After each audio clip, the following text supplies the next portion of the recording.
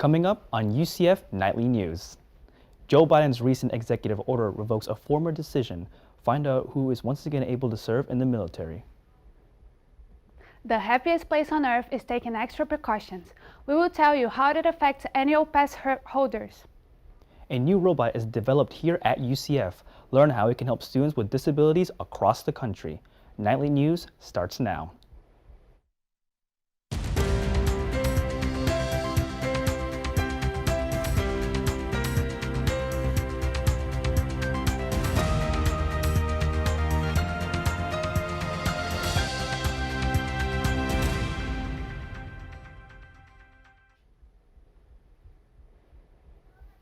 Good afternoon and welcome to the first Nightly News newscast of the year. I'm Tumetel. And I'm Taynna Brito, and today is Friday, January 29, 2021. The UCF Planetary Science Program continues as a leader in space research, with another high-profile flight under its belt. UCF satellite Q-Pace is now in orbit. Aircraft Launcher 1 sent it out of space last weekend. This flight is Launcher 1's first time carrying customer satellites, like Q-Pace. Q-Pace records particles colliding in space, helping scientists see early stages of planet formation. UCF scientists expect Q-Pace will orbit for 3 years, then fall into Earth's atmosphere and burn up. Collisions are recorded and transmitted to ground station at UCF for research. As COVID variants pop up around the country, Florida is now tied with California. The states report that most variant cases with over 90 each. Nightly News reporter Julia Silva tells us what this means for UCF moving forward. The CDC says the COVID-19 variant in Florida comes from the United Kingdom. While they say this one spreads more easily and more quickly than others, there is no evidence of it causing more severe illness than the original COVID-19 virus. Dr. Luis Correa says that while this variant is not more lethal, it infects younger people more than the other variants. We don't know yet if the strain is catching is infecting more younger people because of characteristic of the strain or just because it's more effective. Dr. Correa says a typical cloth mask and even some N95 masks are not enough to protect from this variant. He recommends placing surgical masks under cloth masks or using an N95 or KN95 mask without a valve like this one. UCF kinesiology major Ashley Ingram says she finds a new variant to be more scary. Knowing that there is a new strain of COVID-19 and that is more contagious than what we have been experiencing over the past year really does worry me because I tend to go home a lot. The CDC says the available vaccines should work just as well on this variant. In Orlando, Julia Silva, UCF Nightly News. The Orange County Health Department reported 2 possible variant cases in Central Florida Thursday. Check NSM Today for updates as those numbers come in. Despite the new variant, Theater UCF will hold live performances for the first time since March. They will hold 3 outdoor shows this semester, both on and off campus. The Dr. Phillips Center for the Performing Arts in downtown Orlando also offers outdoor entertainment through May. UCF theater professor Judah Listengarten says it is important for students to get in-person experience. Skills, but I think it's important for students to learn them. What's even more important, that they will have live interaction with the audience. The website says social distancing and masks will be required for all attendees and performers. Tickets can now be purchased through Theater UCF's website or the box office located on campus.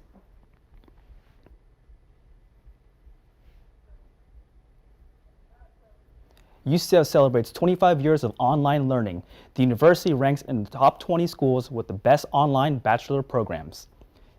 UCF's first offered online classes in 1996.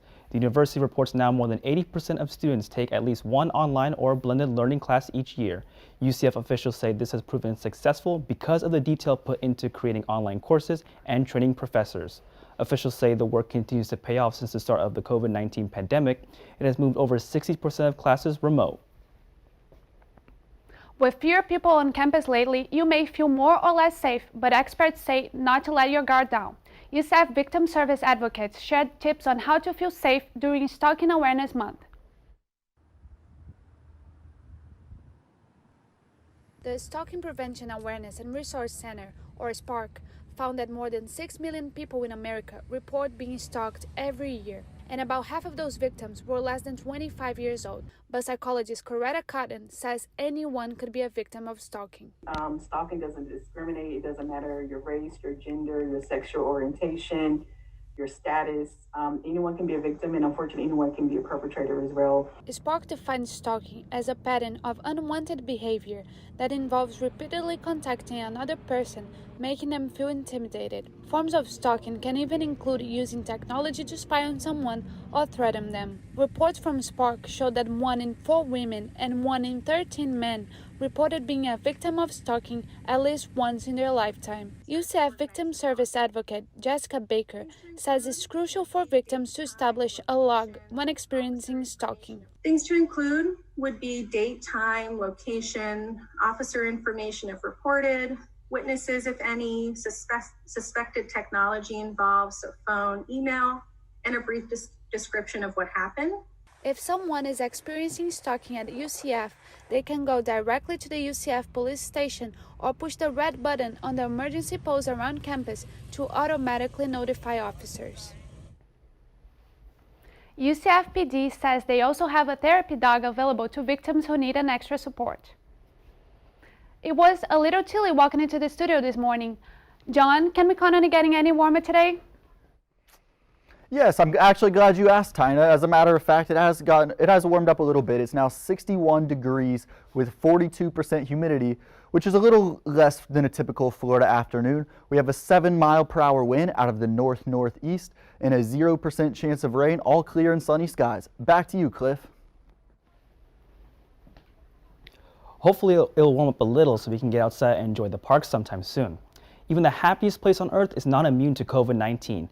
Disney officials tell me they are taking extra precautions on how these changes are impacting pass holders.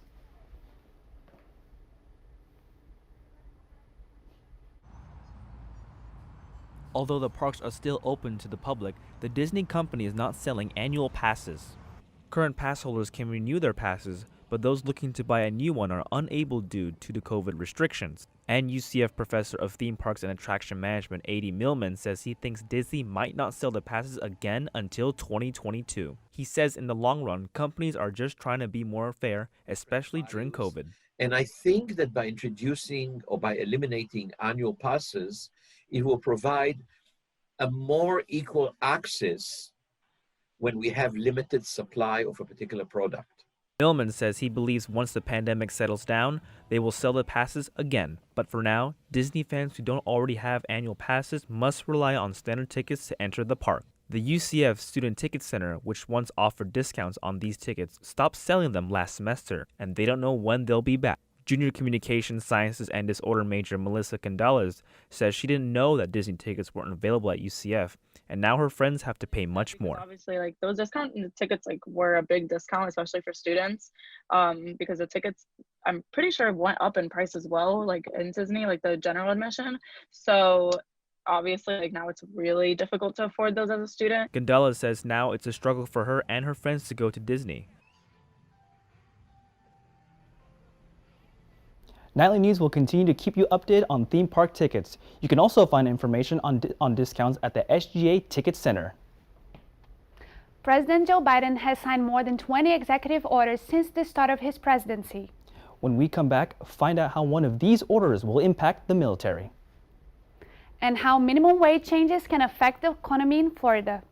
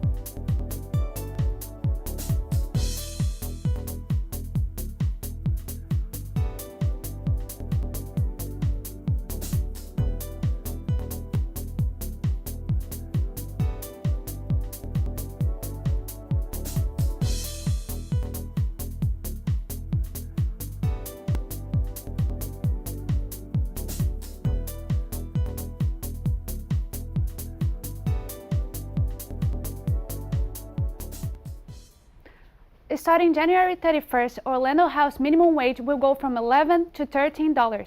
Wages will increase statewide starting in September. Nightly News reporter John Whitley explains how the increase will impact the economy.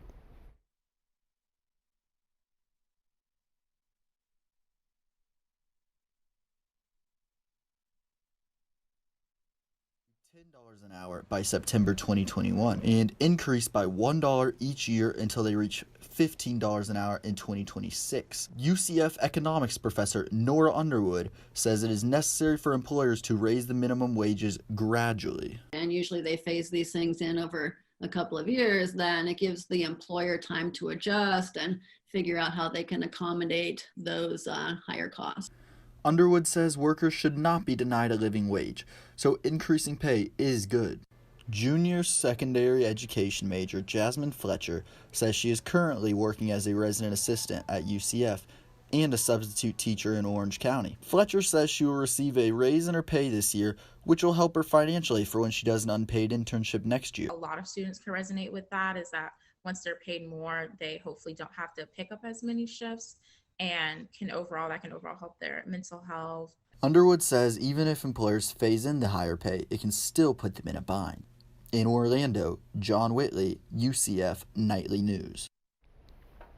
The University of Central Florida will implement the $10 minimum wage on September 30th. Transgender people are now able to serve in the military. This follows another decision by President Joe Biden. Nightly News reporter Jared Kappelman tells us what this means for people here at UCF. For the first time in over 2 years, transgender people will be allowed to serve in the U.S. Armed Forces. Last semester, UCF set a record for diversity, largely due to the population of LGBTQ+ students on campus. Some students here at UCF believe that with this ban being lifted, the United States is taking a giant leap toward equality for all, including those part of the LGBTQ+ community. These students say they are excited to see what the future holds. Some students at UCF say this means more than just an opportunity to serve their country. Alexandra Maldonado, a student and member of the Lavender Council at UCF, says it's good to see transgender people getting the equality they deserve. It's a pretty good thing that trans people are not being barred or discriminated against in this sense anymore. Dr. Irene Pons, a legal studies professor here at UCF, works closely with the LGBTQ+ community. She says that lifting the ban is a step closer to equality. A wonderful feeling to be able to have equality in our armed forces, because anybody can serve, male, female, transgender, intersex. They can all serve our country. And President Joe Biden says he is confident this is the right step for America as well, and he is giving all qualified Americans a chance to serve. In Orlando, Jared Kappelman, UCF Nightly News. Lifting the ban means transgender people will be able to serve immediately. Following his inauguration on January 20th, President Joe Biden has signed several other executive orders. Currently, over 20 executive orders are published. Some have revoked orders previously signed by former President Donald Trump. These orders include one which require all federal agencies to follow the CDC COVID-19 guidelines. This order also urges compliance across the country.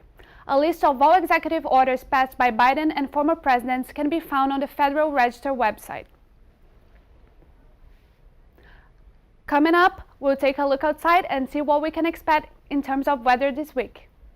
Plus, look at what UCF researchers are doing to develop Zobi, a robot designed to help students with disabilities.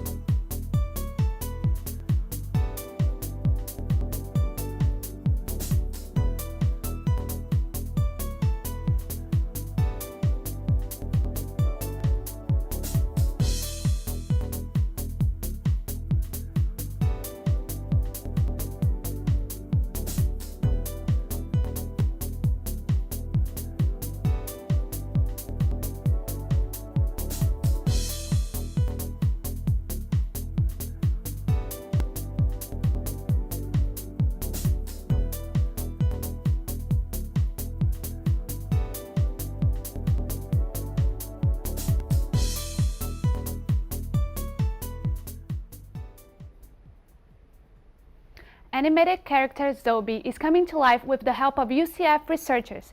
They are developing artificial intelligence, or IA, for Zobi's world. Nightly News reporter Sade Till tells us how Zobi can help students with disabilities through its app.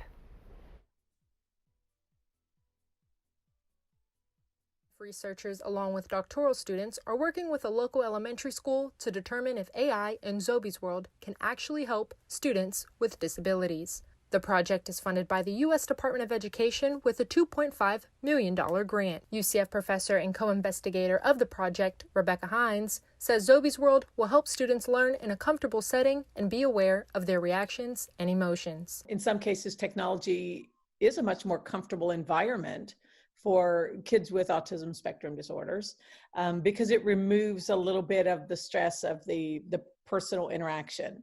The project has 3 phases, starting with a pop-up structure at the elementary school.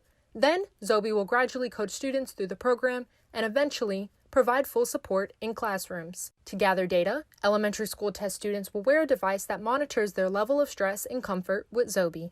Doctoral student Tani Wilder says she is part of creating the AI and hopes Zobi's world will pave the way to help students and teachers in our educational system. So many different learning outcomes, especially for teachers to be able to learn how to learn the social emotional needs of their students. Researchers say the goal is to first have Zobi involved in schools across Florida and eventually across the country. In Orlando, Sade Till, UCF Nightly News.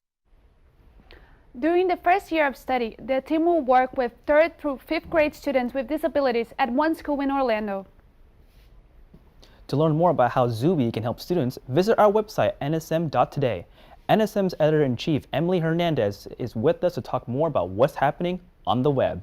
Guys, this week on NSM, there's of course plenty of COVID coverage, including how UCF nursing students feel about opting in and getting the COVID vaccine. Textbooks could possibly be automatically charged to student accounts, so check out the latest on the website, but the story is still developing. And in sports, we have the scoop on all things volleyball, along with a further dig into the state of our athletic department. So visit NSM today to see what's happening on the web. Thanks, Emily. You can also follow Nicholson Student Media on all social medias for the latest update. The weather's felt a bit unpredictable this week. John, what can you expect us going to the weekend?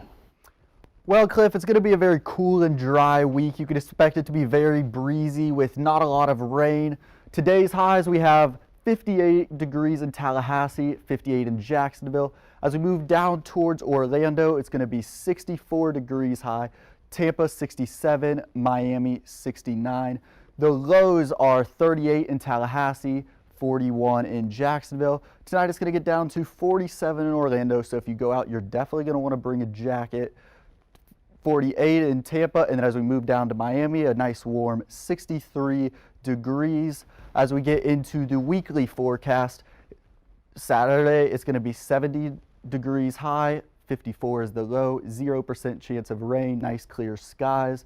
76 on Sunday and 57 as the low. Sunday night you are going to see a 40% chance of rain, so you might want to keep your eye on that.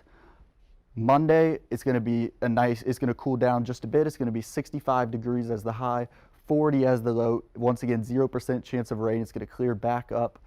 Tuesday, we are going to see a 58 degree low with a 40 degree high. And then Wednesday, the high is going to be 66 degrees with a low of 47 and 0% chance of rain. So it's going to be a nice cool week. You can go to take a nice walk in the park, have a picnic, go to the beach. Cliff, back to you. When we come back, Nightly News reporter Sean Green will bring us all things UCF sports. Plus, he tells us how the athletic department is changing and what to look forward to.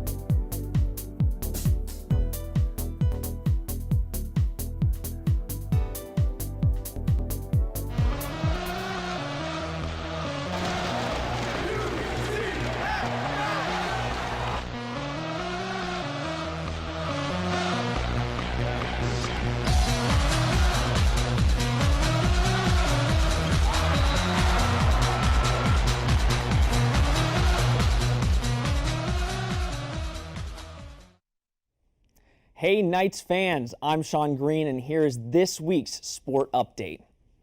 UCF women's volleyball holds a 2-game win streak after a delayed start of the season. Their game scheduled for last night against Stetson was canceled, but the girls will go head-to-head with the University of North Florida. The game will be in Orlando at 7 p.m. tomorrow. Things are starting to look like 2015 all over again. The UCF athletic department is on the hunt to fill some critical positions within the department. I'll tell you what changes fans can expect from UCF athletics this year. UCF's now former athletic director, Danny White, has taken the job as AD for the University of Tennessee, after being part of the UCF team since 2015.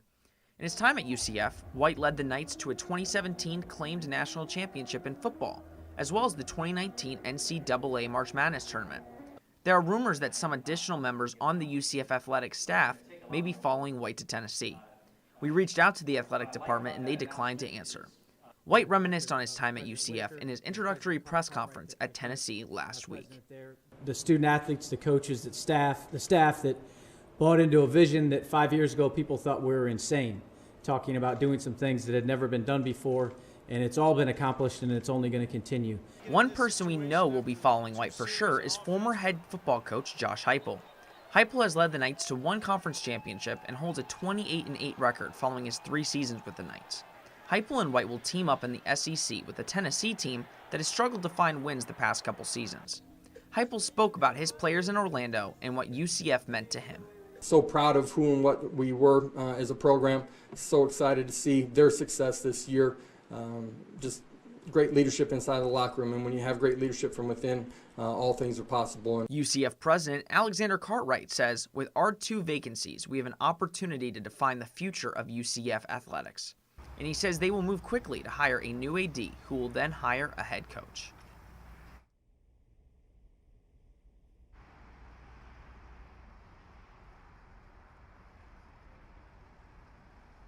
In the meantime, Scott Carr is acting as interim AD. Randy Shannon is interim head coach. Nightly News will keep you updated on the search to fill both positions. History will be made just over 100 miles from UCF's main campus. The Tampa Bay Buccaneers will be the first team in NFL history to play at home in the Super Bowl. This comes after an uphill battle as a wildcard team in the playoffs. NFL officials say 7,500 vaccinated healthcare workers will receive free tickets to the game. NFL Commissioner Roger Goodell says the league hopes to inspire our country and recognize these true American heroes. There will be an additional 14,500 fans allowed in the stadium. Now, I don't know what you guys are doing for the Super Bowl. Usually I have a big party with all my good friends, but it has to look a bit different this year. So it's going to be a Zoom Super Bowl party with a lot of the people from HTF. We might commentate the game. It's going to look different, I know, but we're all looking forward to it. Tom Brady back in the big game against Patrick Mahomes. I don't know when we're going to see this again. These are 2 of the best quarterbacks, the GOAT versus the young buck. I'm so excited to see who wins the game. That's all I have for you guys this week. Now back to Cliff and Taynna at the desk. Thanks, Sean. I'm looking forward to watch the Super Bowl. That's all our time for right now. Thanks for joining us. Remember, you can always keep up with us during the week on our Twitter at UCF Knightly News. And if you've got a story that you want us to know about, send it our way. You can reach us at nightlynews@gmail.com. Thanks for watching, and as always, everyone, charge on.